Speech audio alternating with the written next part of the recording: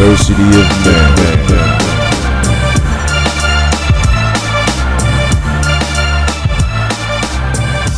Great day to be amazing, sir. Great day to be amazing.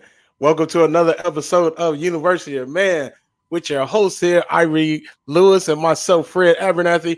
Welcome to the program. Da-da-da-da. Hey, check it out, man. Listen, I know we know who the Super Bowl champs are. Sure. We got Patrick Mahomes. He put it down. But bro, what is going on in the NBA where they almost score 400 points in an All-Star game? I mean, that is the biggest display of non-competitiveness I've ever seen in my life. That is not. That slam dunk contest was the biggest. What was that?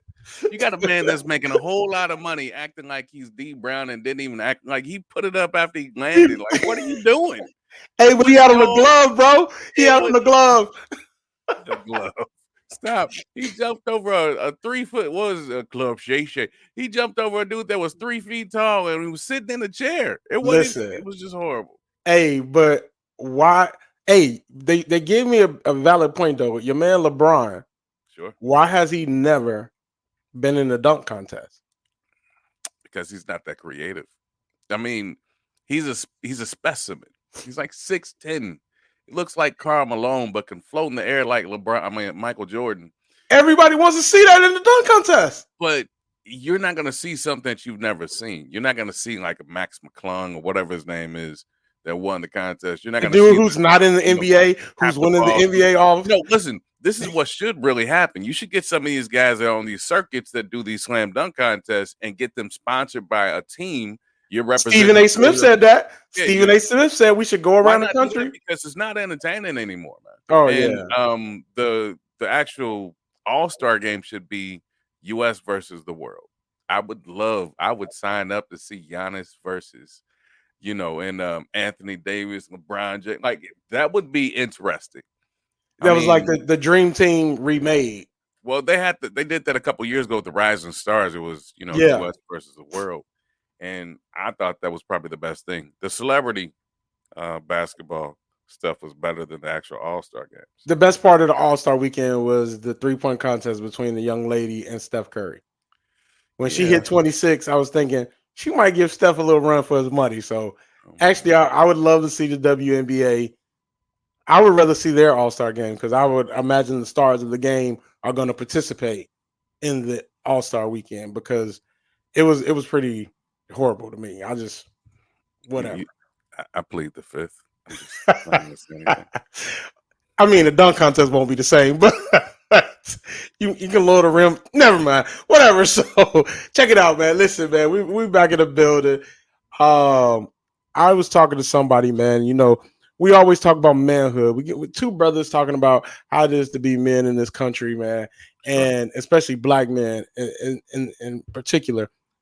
But at one point in our life, we were chasing this prize, the prize of the bag. We got to get that bag, baby. Got to get that bag. When, at one point in your life, did chasing the bag turn into now wanting peace? Or is the bag still more important to you than your peace? So there's this thing called work-life balance. And at times in seasons, you don't have a balance. That balance is actually out of whack. As a matter of fact, you may be in a season to be ultra successful in your business or your career or whatever it is that you're doing. And people just don't see you. You know how, like, and I'm going to give you an analogy. You know how, like, when you were younger and, like, some of your friends went off and they went to war or they went to the armed forces and they didn't come back until 5-10 years later, but they had a bag or a version of a bag with the pension plan that's connected to it. And you're like, man, maybe that 5 or 10 years in my 20s wasn't like, maybe I should have did that. Maybe I shouldn't have did that, whatever the case is. And, 10 years are going to go by whether you like it or not. So you might as well make sure that you're making some type of significance and or making income to be able to put towards your retirement, other stuff like that. But with peace, I believe that peace comes from, and this is contradictory, peace comes from accomplishment. From accomplishment. If you Okay. can accomplish something that you're supposed to accomplish, whether it be in your job, whether it be in your family, whatever the case is, peace comes from that. And the wealthiest people in the world don't have peace because they never put down the time to actually put forth that effort with their family members and or friends to be able to have peace around them. Now, I'm not saying that you should be peaceful at all times because you're going to have to ruffle some feathers to be successful. So through achievement comes controversy. Um, Jesus had to throw over a couple tables. A Woo, dude that's cut my somebody's guy. a My dude cut guy. somebody's ear off in front of him. You know what I'm saying? Yes, It's like, no, sir. it's not that type of party. Let's go and put that back. Like stuff happens. Like you have to be in a competitive, nature. And the people around Jesus, those disciples, they weren't all from ilk cloth and walked around. That was for the temple, man. Like we're out here on this earth, we're doing certain things. So you got to be in a place where you know that you're going to be controversial. Feel good about it. Understand that, but through accomplishment, you will accept peace. So tell me, man, like for young men that are listening, Sure. because it sounds like you said in your 20s, you should be chasing the prize. And when you accomplish the prize, that will get you to your peace. And are we hearing that right? So, what is the difference from a man that has been in the armed forces versus a man that's just been on the streets? Mm-hmm. Structure. Yeah. You should be chasing structure. You should be focused on certain things and dynamics that give your boundaries. Like, the coolest thing on earth is to have boundaries. The coolest thing on earth is to actually be a man that loves one woman. The coolest thing on earth is to be in a position where you don't have to worry about where somebody's going to be. Like, they're going to be on their post either at church or at work, and there's no questions, no ifs, ands, or buts. The person that's like just walking around willy-nilly, it's called wading. You're just wading in the water. You have no rudders. You're just going nowhere. If you know that you're going nowhere, I guarantee that you won't be where you want to be when everything is all said and done. Got it. Got it. Got it. So I look at it. So man, I went through a period where I used to see watermelons. And I went from, and it was weird because it was a time H3O. it was a time in my life where I went from a house full of people, fraternity members, church members, all these people around me, Sure. to just being by myself in a house. Man, and I stayed in this house in Gary, Indiana. It was remodeled on the inside, but the outside looked like it was still abandoned. And it was in between two other abandoned houses, man. And my daughters was like, bro, we do not want to come out here. And when I tell you, man, I was alone, but I kept seeing these watermelons, and I'm like, man, is God telling me I need to go get watermelons? I'm thinking like maybe that's something healthy for me, but I'll go get the watermelon, man. And just so you know, I do not like watermelon without seeds. I think it's crazy to eat a watermelon that doesn't have seeds. How did you get all of those seeds out of the watermelon? This is not right. It's not real. Folks out there, stop eating seedless watermelons. That ain't good. It can't be good for you. But back on track. Eating a watermelon with all these seeds in it, and God showed me. Look at all these seeds in a watermelon. You get one watermelon, the more seeds in it, the sweeter it is, right?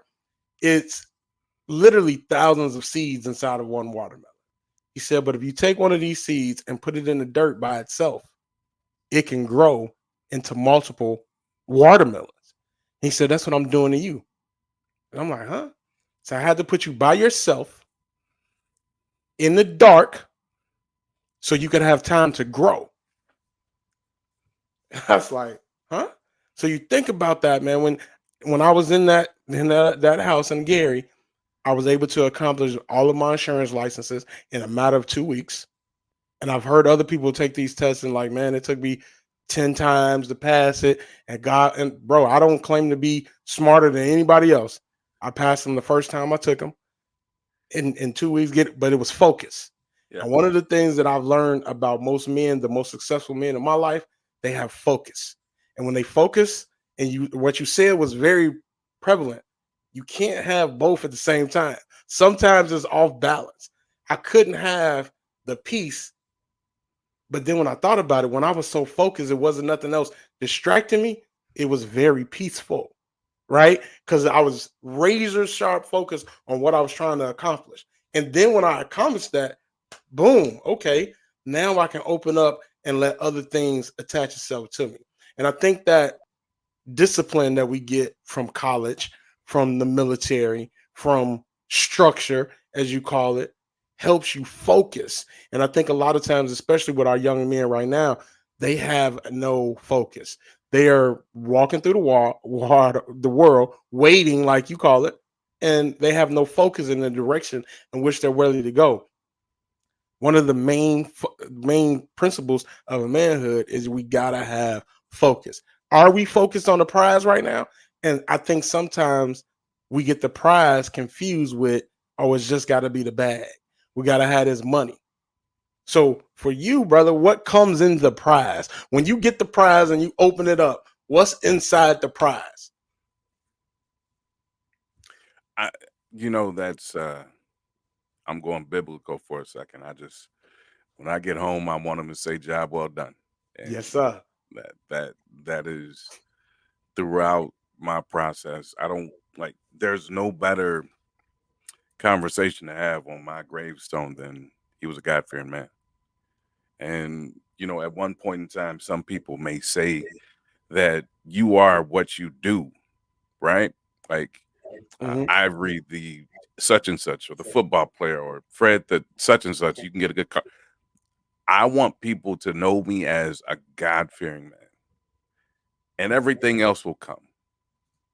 So that's the prize for me. And it took me a long time, a lot of maturity, a lot of different situations and instances to actually get back to that because my playbook's the Bible, man. Like there is no other playbook right now. And you can have a whole lot of other people with a lot of noise that's going on and doing certain things, but that discipline gets you where you deserve to be versus trying to figure out, the next self-help book or somebody gave you a $10,000 program. You should do this, you should do that. Dive into the Bible. I guarantee you that things will start opening up. And it's funny how when you read the Bible, and shameless plug to Bible Boot Camp, that's something we work on. When you read the Bible, and Fred, I want you to talk about this. As a matter of fact, I got it from you. Remember how you talked about when you started reading the Bible and it turned on, it was fire, it was like fiery, and you actually had visions. Yeah. Sometimes when you're reading the Bible, it's different from when you read it 6 months ago, let alone 6 years ago. Why? Because you are a living proof of what it's doing. So, can you explain that story for us real quick?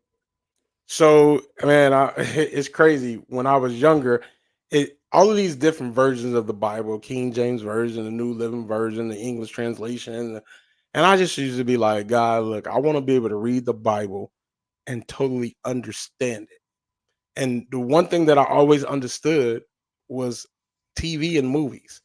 When you see a movie, you get like I always watch movies and TV and I look for the mistakes. When you're watching a movie and somebody they have on a tie and then it cuts back and the tie is moved over. I catch little things like that. And I guess that's come from my video background. But I wanted to read the Bible and see it as a movie. And look, man, they used to scare the bejesus out of me.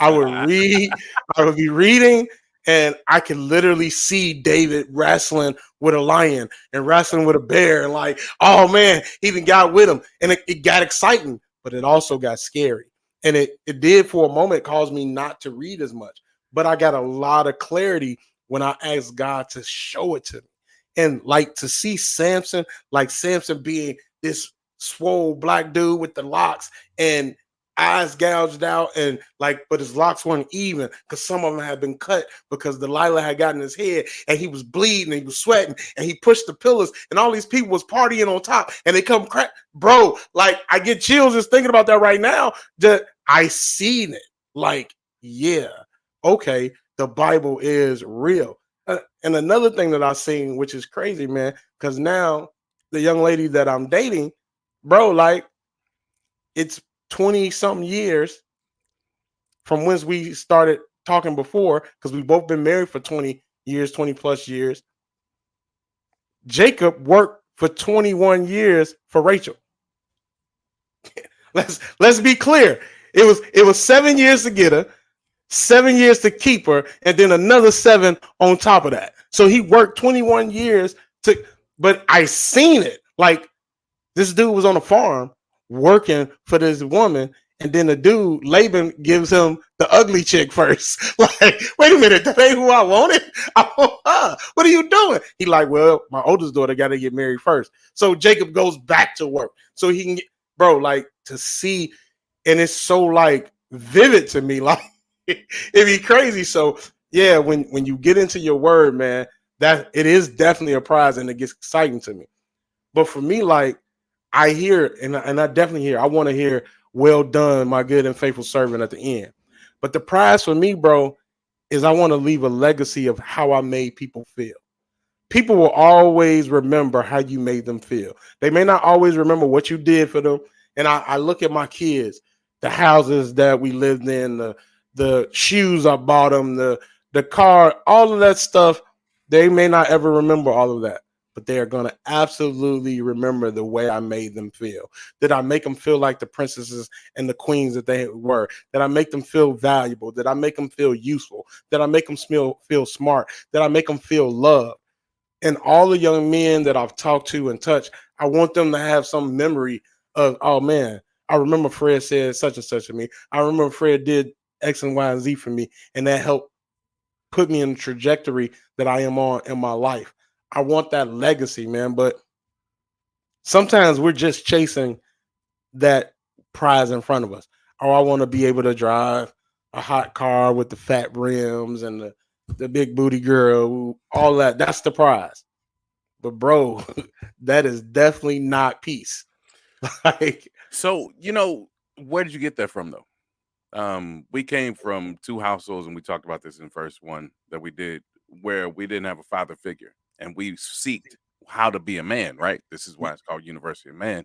absolutely. And we may have gotten our marching orders not from a godly man, but from a man on the corner. And Woo! what did he say?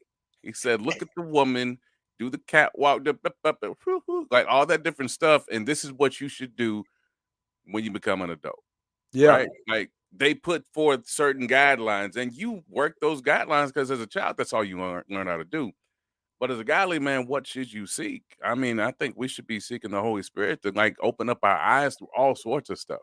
And what you absolutely. talk about with those feelings and those legacies that you pass on, it comes from the Holy Spirit. Yes, sir. Like you are like you are looking to be guided.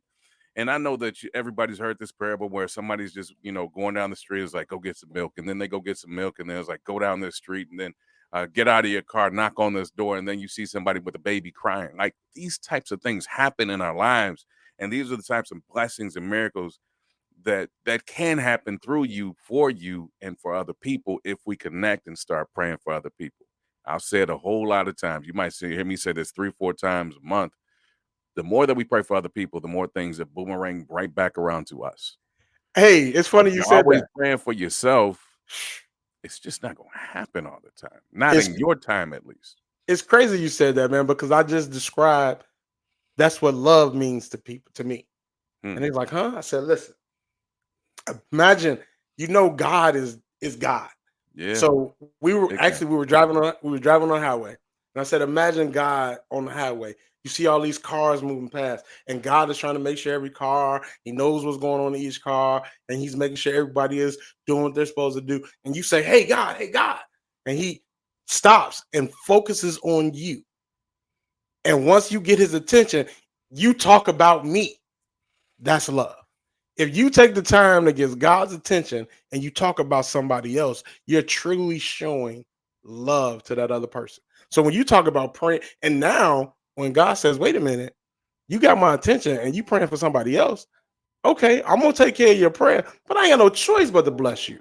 Because as I'm blessing this other person through you, you get the blessings as well. And what a lot of times people don't understand is in order for me to be a blessing to somebody, it's got to be in my hand to put it in your hand. So in Mm, order for me to give you $1 million, I had to have 10.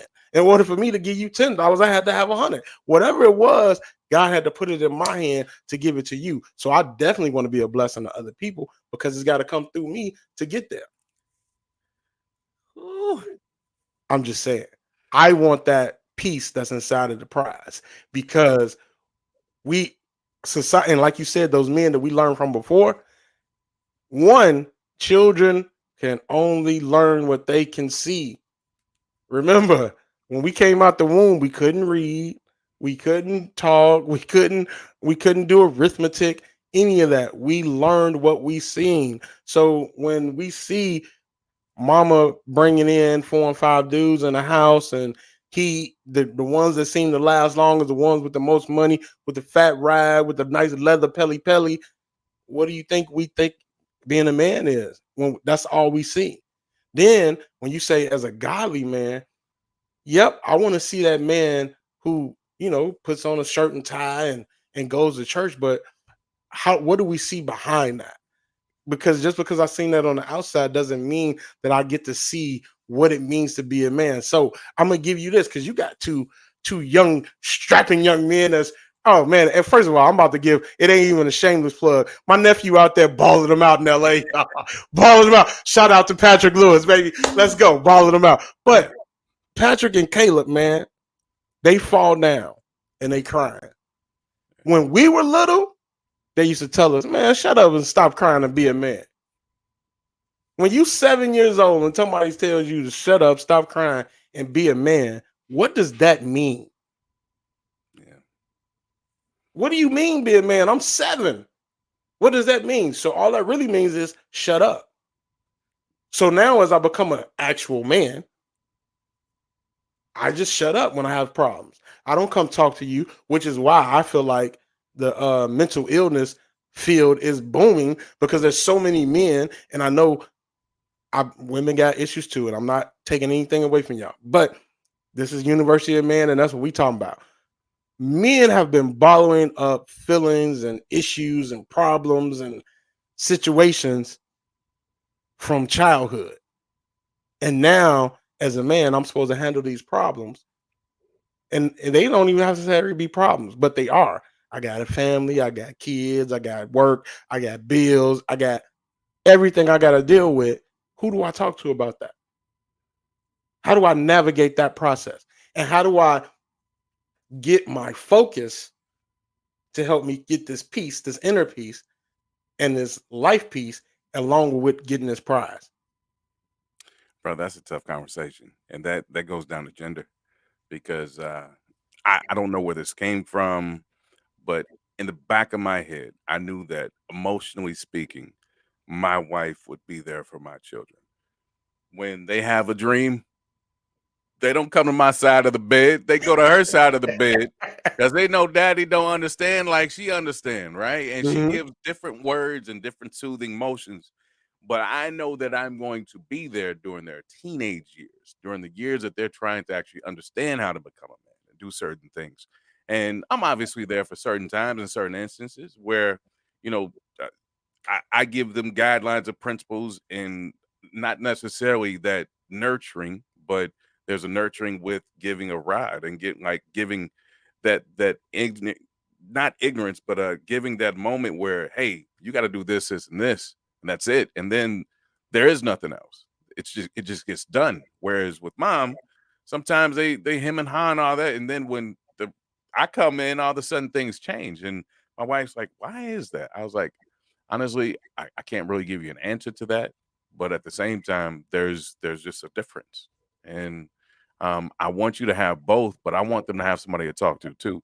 So we work our moments together, and we never actually go against each other, at least in front of the children. Then we have our conversations behind closed doors.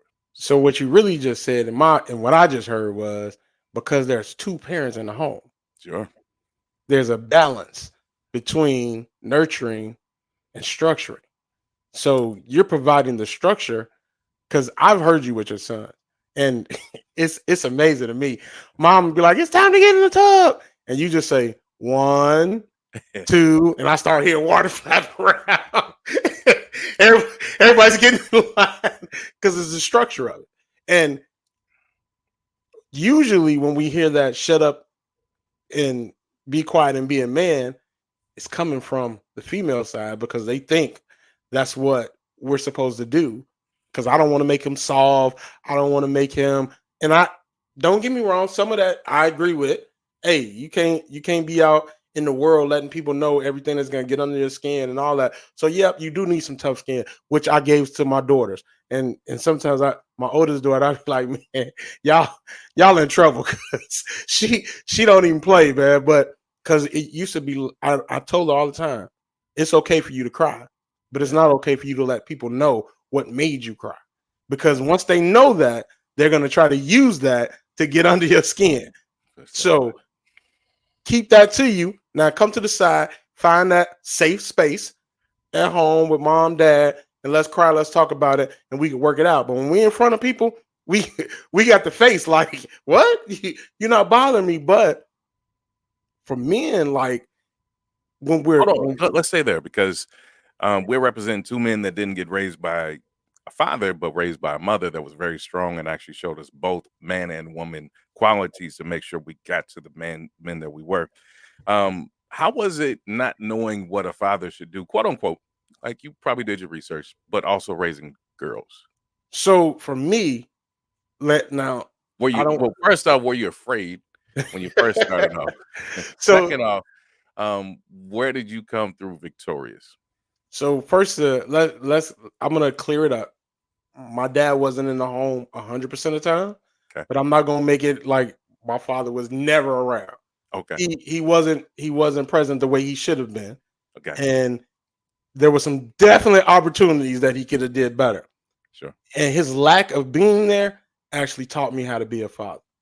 And truthfully, when I found out I was having a daughter, one, I tell all men all the time, if you was out there messing over other people's daughters, God will bless you with a daughter. I won't say curse.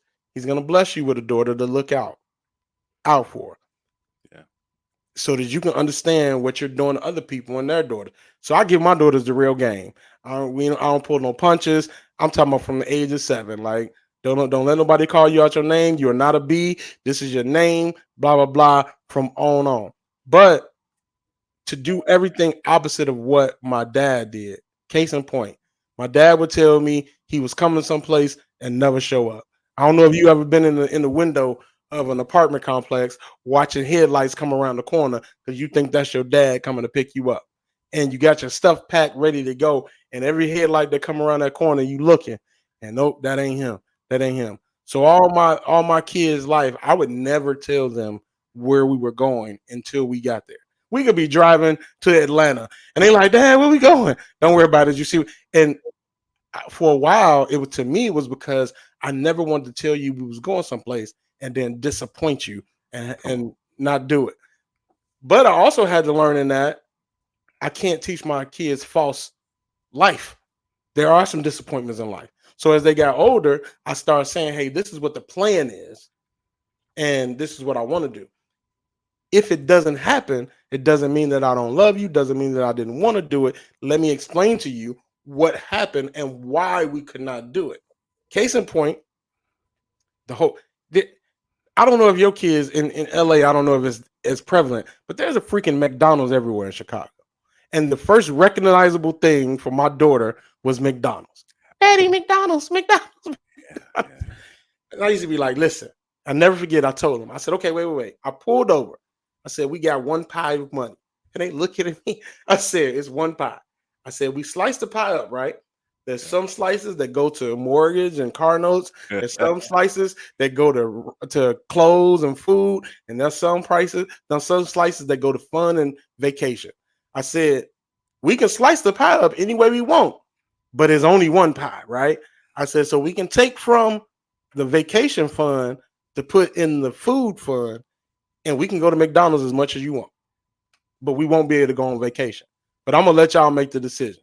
You want to go to McDonald's? Cool, no problem. I'm not gonna tell you that I can't afford it, but what I'm gonna tell you is we're not gonna be able to go on that vacation. And they said, huh? Nah, we can go eat at home. But sometimes I think as parents, we try to hide life from our kids and protect that from them, and we make ourselves the bad guy. And I'm just saying no. It ain't no that we can't afford it. Yep, we can afford it. It's just not. It doesn't make sense. Like I tell my daughters all the time, you guys have never seen Michael Jordan play. Why am I spending hundreds of dollars for you to wear Michael Jordan shoes and you have never even seen the man play? But if you want them, you can work for them and you can buy them. I'm not opposed to you buying your own Jordans, but what I'm not going to do is buy you a pair of shoes and you have no idea why the guy is who he is. Like it just doesn't make sense to me. But the success for me was knowing that my daughters could always come to me at any time, making sure that they were aware of no matter what the situation is. Yep, I might be mad. Yeah. But it would be much better for you to tell me up front and us deal with it together than me to have to find out about it behind. And lastly, because both of my daughters, thank God, are going to college. One is already in; she's almost done. Shout out to Makari. And the last one, my baby girl, getting ready to go to NCAT. Yeah, yeah, yeah. Bong, bong. Yep. So the fact remains is they always know, no matter where I live in the country, no matter where I'm at, they can always come home. And my job is to make them self-sufficient so that they can be productive citizens. But if they run into a bump in the road right now, while I am still viral, still able to help them, I'm here to help them. But what I think will give me peace is when I'm going home to see my maker, that I know my daughters are self-sufficient. And ladies, yep, I'm saying that word for a reason. I teach my daughters, don't tell anybody that you're independent, but I'm self-sufficient so that they can be able to fend for themselves. That's what the success is, brother. Proverbs 31 women right there. I see that. Don't do your thing. Hey man, well I guess we're gonna wrap it up, but this was good. This was real good. I appreciate you. Hey, Good no topic. doubt. Listen, I want you to close us out and tell us what peace is to you as a man. Close us out and saying peace. So peace to me is being able to go home and honor your job, honor what you've done. Like I say it a lot because I want to make sure that people know this is top of the mind. Like that's my calling. My calling is to be an amazing husband. My calling is to be an amazing father. And you know, I gotta say I apologize because I made some mistakes, but at the same time, being able to be with somebody that knows that in spite of the mistakes, you're imperfectly perfect for me. Whoo, that right Hey, there. Mike, bro, baby, say that again. You what? Despite of my mistakes, they know that you're imperfectly perfect for me, meaning that we can walk this earth together and know that no matter what, we're inseparable. You know, we get to rent our children for 15, 20, 25 years, but you know, we get a position where we actually get together for life. And you know, the best is yet to come. Trust and believe. When we get to Dubai, boy, it's gonna have some fun. But Woo. you know, just being in a position to actually say that I'm working this with someone else, and you know, even in faults, even in wins, I still feel the same. Like I have no highs or lows that are too high or too low because you got somebody there to actually help you. So I think peace for me is being able to go home to my wife Jamie. There it is. Hey, man. Hey, there's nothing else to say. Mic drop on that. Chase the prize and get your piece, baby. That's University of Man. I'm Fred Abernathy. That's Ivory L. Lewis. Our Instagram is at Ivory40 at Team Abernathy Financial. Get us, and we're at University Man on Facebook, Instagram as well. We love y'all. Keep listening. Hey, send us what you need us to talk about. We'll put it on. Talk to you. Peace.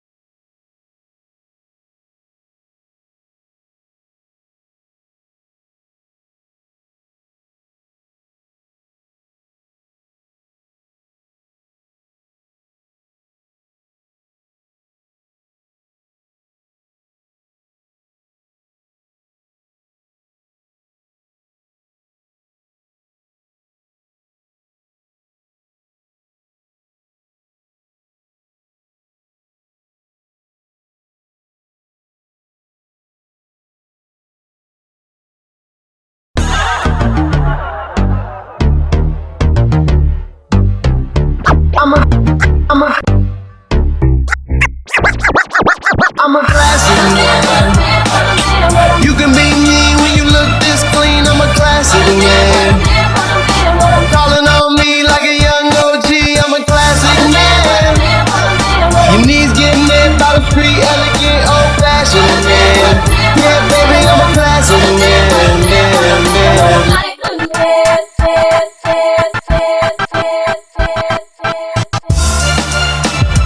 University of Men.